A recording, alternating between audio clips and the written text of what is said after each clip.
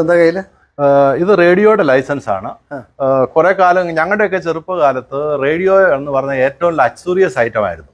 ഇപ്പൊ റേഡിയോ നമുക്ക് വീട്ടിൽ ഉപയോഗിക്കണമെങ്കിൽ നമ്മൾ ഗവൺമെന്റിന്റെ അടുത്ത് നിന്ന് റേഡിയോ ലൈസൻസ് എടുക്കണമായിരുന്നു. ഈ ലൈസൻസിന്റെ ഒരു ഒറിജിനൽ ലൈസൻസ് ആണിത്. ഈ ലൈസൻസിനകത്ത് ആടെ പേരും എല്ലാം കൊടുത്തിട്ടുണ്ട്.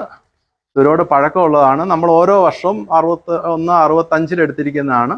ഓരോ വർഷം നമ്മൾ പോയി പുതുക്കണമായിരുന്നു. പുതുക്കിയില്ല ഗവൺമെന്റ് ആ റേഡിയോ കണ്ടു കിട്ടുമായിരുന്നു.